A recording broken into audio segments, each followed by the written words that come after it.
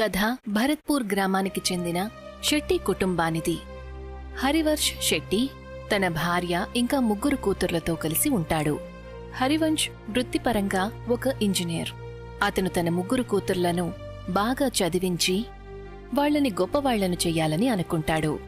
ఊరి వాళ్లందరూ కూడా హరివంశ్ కూతుర్లను చదివించడానికి బదులు వాళ్ల పెళ్లిళ్ల కోసం డబ్బులు సంపాదించి దాచిపెట్టాలని చెప్తారు. కాని హరివంశ్ శెట్టి తనకి నచ్చినట్టుగానే చేస్తాడు. అతను ఎవరి మాటలు వినిపించుకోడు, నచ్చిందే చేస్తాడు. ఒకరోజు ఆఫీస్కి వెళ్తున్నప్పుడు హరివంశ్కి దారిలో ఊర్మిళా పిన్నిగారు కనిపిస్తారు.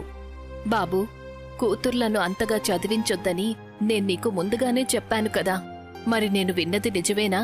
వాళ్లని విదేశాలకు పంపించడానికి ఏర్పాట్లు చేస్తున్నావట?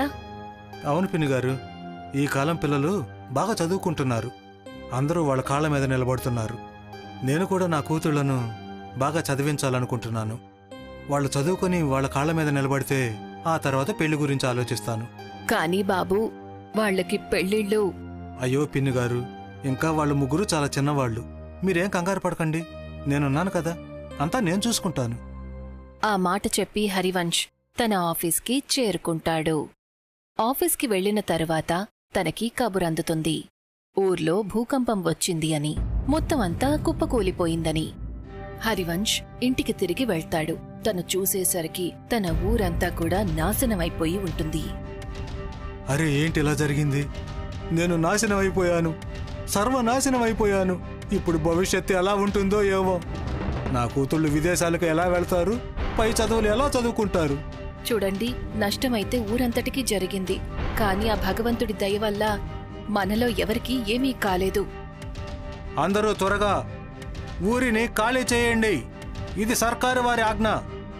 ఇక్కడ ఇంకా పెద్ద భూకంపం రాబోతుంది.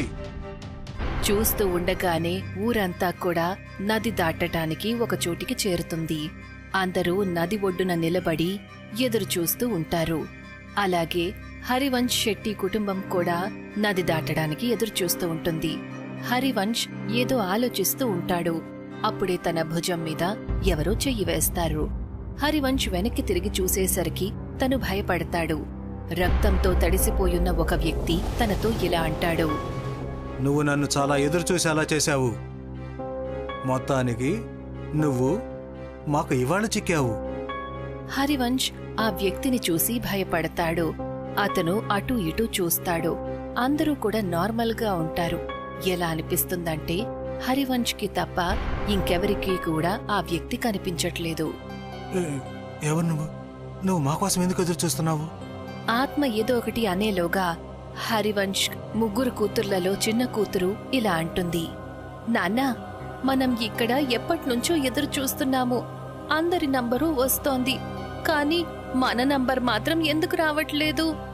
ఇప్పుడు నాకు చాలా చాలా ఆకలిగా ఉంది. ఎటువంటి రోజు వచ్చిందో చూసావా ఇంజనీర్? మన వాళ్ళకి ఏదైనా సమస్య వచ్చిందంటే మనం అసలు ప్రశాంతంగా ఉండలేము. సరిగ్గా చెప్పాను కదా నేను? కానీ నువ్వెవరు?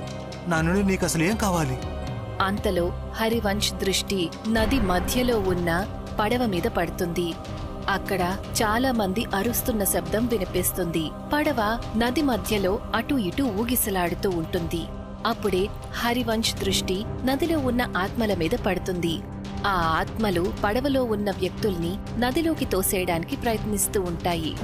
మనుషులు నదిలోకి పడుతూ ఉంటే ఆ ఆత్మలు ఒక్కొక్కరిగా ఒకరి తలను తీసేస్తే ఇంకొక ఆత్మ ఒకరి రక్తం తాగుతుంది. అంత భయంకరమైన దృశ్యాన్ని చూసి హరివంశ్ ఆలోచిస్తాడు. బహుశా ఈ ఆత్మలకు మగవాళ్లతోనే ప్రాబ్లమేమో, అందుకని మగవాళ్లను మాత్రమే చంపుతున్నాయి. ఒకవేళ నేను నా కుటుంబంతో వెళ్తే అవి నాతో పాటు వాళ్ళని కూడా ఇబ్బంది పెట్టొచ్చు. అవి నేనెప్పటికీ తట్టుకోలేను. అలా ఆలోచిస్తూ హరివంశ్ అక్కడ్నుంచి మళ్లీ ఊర్లోకి పరిగెత్తడం మొదలు పెడతాడు. తన కుటుంబ సభ్యులు తనని వెనక్కి రమ్మని చెప్తారు. అరే, మీరు అటెటు వెళ్తున్నారండి? ఊర్లో ప్రమాదం పొంచి ఉంది, వెనక్కి రండి.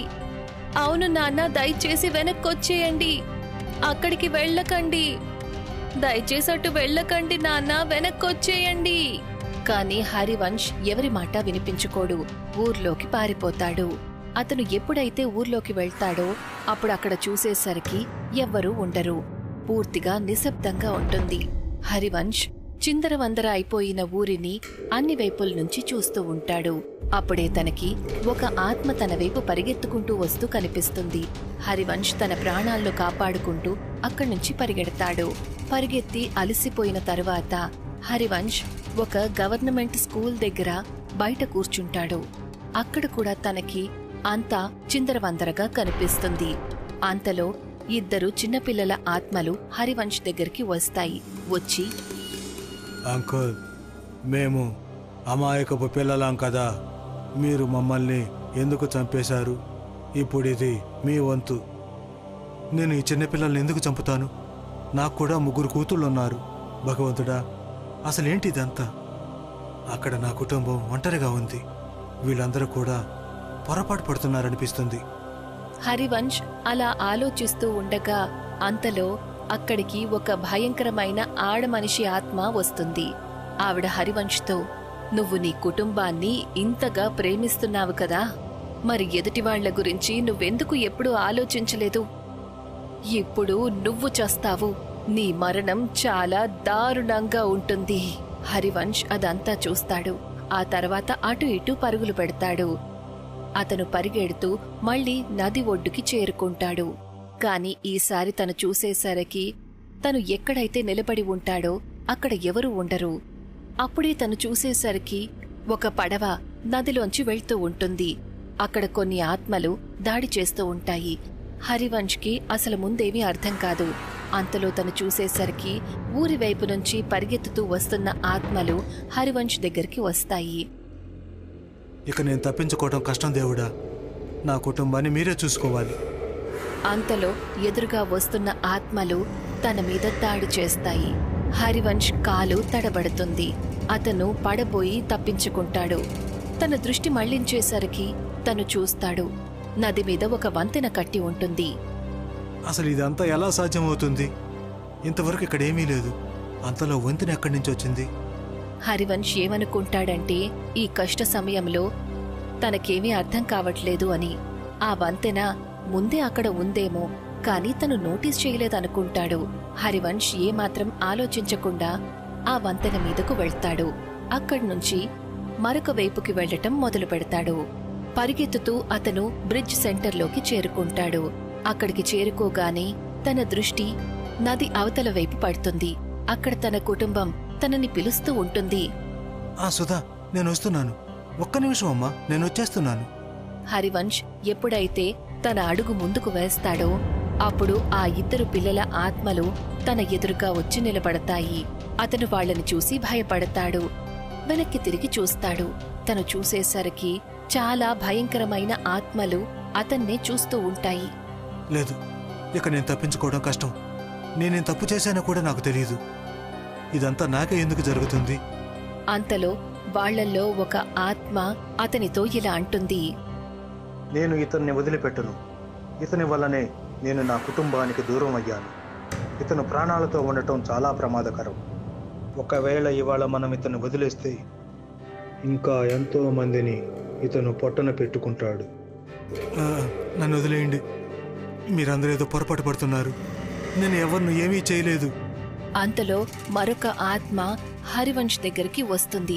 ఆ ఆత్మ, హరివంశ్, నీకు గుర్తుందా? గవర్నమెంట్ తరపు నుండి నీకు స్కూలు కట్టే టెండర్ దొరకనప్పుడు నువ్వు డబ్బులిచ్చి ఆ టెండర్ని నీ పేరు మీదకు మార్పించుకున్నావు. నువ్వు 5 ఏళ్ల క్రితం టెండర్ గురించి మాట్లాడుతున్నావా? అవును. ఎందుకంటే నాకు ఆ ప్రాజెక్ట్ ఎలాగైనా సరే కావాలి. నా కూతుళ్ళు పట్నంలో చదువుకోవడానికి వెళ్తున్నారు. అక్కడ ఫీజు చాలా ఎక్కువ. నేను ఊళ్ళో ఉండే ఇంజనీర్ని. పెద్ద పెద్ద కళలు నేను ఎలా నెరవేర్చుకోగలను? అందుకే లంచం ఇచ్చి ఆ టెండర్ని నా పేరు మీద మార్చుకున్నాను. కానీ దీని గురించి ఎవరికైనా ఏం ప్రాబ్లం ఉంటుంది?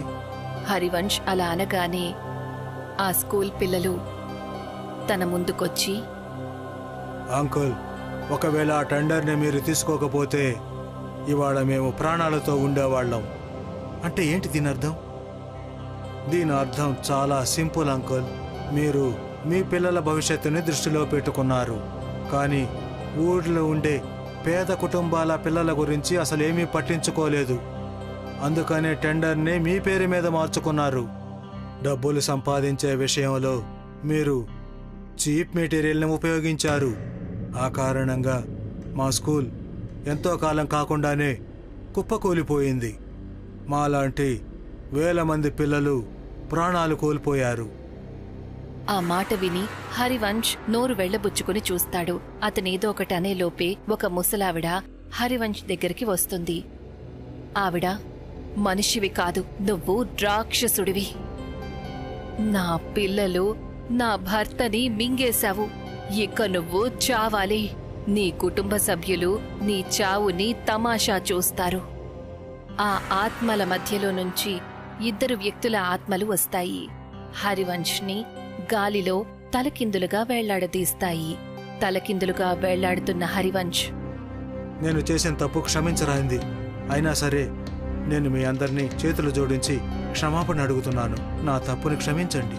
అంతలో ఆత్మల శక్తితో తలకిందులుగా వేళ్లాడుతూ ఉన్న హరివంశ్ చక్రంలాగా గుండ్రంగా తిరగడం మొదలు పెడతాడు. నువ్వేమీ పొరపాఠం చేయలేదు హరివంశ్. అంతా ఆలోచించే చేశావు. నువ్వేదైతే చేశావో దానిని పాపం అంటారు. పాపానికి క్షమాపణ ఉండదు, శిక్ష మాత్రమే ఉంటుంది. దానిని నీకు మేము విధిస్తాం. లేదు లేదు, నేనేది కావాలని చేయలేదు. ప్లీజ్ నన్ను క్షమించండి. దయచేసి నన్ను వదిలేయండి. ఇవాళ నిన్ను ఈ లోకం నుండి పంపించడానికే వచ్చాము. బహుశా నువ్వు మర్చిపోతున్నట్టున్నావు ఇంజనీర్. నువ్వు ఈ ఊర్లో ఆ స్కూల్ను మాత్రమే కాదు, గవర్నమెంట్ హాస్పిటల్ను కూడా కట్టించావు. ఊర్లో ఇంకా బోలెడన్ని ప్రాజెక్ట్స్ ఉన్నాయి, నువ్వు పూర్తి చేసినవి. అన్నట్టు ఇప్పుడు నువ్వు ఏ బ్రిడ్జ్ మీదైతే ఉన్నావో దీన్ని కూడా నువ్వే కదా కట్టించావు. నీకు అసలు గుర్తుందా? నువ్వు కట్టించిన ప్రాజెక్ట్స్ అన్నీ కూడా ఒకేలా ఉన్నాయి. అందుకే నువ్వు 1, 2 కాదు, ఎన్నో వేల మరణాలకి నువ్వు బాధ్యుడివి. అదంతా విని హరివంశ్కి తను చేసిన తప్పులన్నీ కూడా గుర్తుకొస్తాయి. అతను వాళ్ళందరితో ఇలా అంటాడు. అవును, నేను అన్నిటినీ ఒప్పుకుంటున్నాను. అన్ని తప్పుల్ని ఒప్పుకుంటున్నాను. నేను దోషిని. కానీ ప్రతి తండ్రి తన పిల్లల సంతోషం కోసం ఏదైనా చేస్తాడు. నేను కూడా నా పిల్లల భవిష్యత్తు కోసం ఇలానే చేశాను. నిజానికి నేను ఈ విషయాన్ని ఒప్పుకుంటున్నాను. నేనేదైతే చేశానో అదంతా తప్పే. హరివంశ్ మాటల వల్ల ఎవరూ కూడా ప్రభావితం కారు. చూస్తూ ఉండగానే ఆ ఆత్మలు అక్కడ్నుంచి ఒక్కొక్కటిగా మాయమైపోతాయి. హరివంశ్కి ఏమీ అర్థం కాదు ఏం జరుగుతోంది అని. అతను గాలిలో తలకిందులుగా వేళ్లాడుతూ ఉంటాడు. తనకసలు ఎవరూ కనిపించరు. అందరూ మాయమైపోతారు. అక్కడ తన కుటుంబం పడవలో వెళ్లిపోతూ ఉంటుంది. అతను దూరం నుంచి తన కుటుంబాన్ని నదికి అవతల వైపు వెళ్లటం చూస్తాడు. ఏ బ్రిడ్జ్ మీదైతే అతను తలకిందులుగా వేళ్లాడుతూ ఉంటాడో ఆ బ్రిడ్జ్ కూడా నెమ్మదిగా మాయమైపోతుంది. హరివంశ్ ఎప్పుడైతే ఆకాశంలో నది మధ్యలో తలకిందులుగా వేళ్లాడుతూ కనిపిస్తాడో అతను చూసేసరికి తన చుట్టుపక్కల తనలాగే మిగతా ఆత్మలు కూడా తలకిందులుగా వేళ్లాడుతూ ఉంటాయి. అతను వాటిని చూసి భయపడతాడు. నువ్వు, నీకు తోడుగా ఉన్న వాళ్ళందరూ కూడా ఇక ఈ లోకంలో ఉండరు. ఇక ముందు కూడా ఎప్పుడైతే నీలాంటి వాళ్ళు ఇలాంటి పనులు చేస్తారో మేము వాళ్ళకి శిక్ష విధించటానికి వస్తాము. ఆ మాట చెప్పి ఆత్మలన్నీ కూడా హరివంశ్ మీద దాడి చేస్తాయి.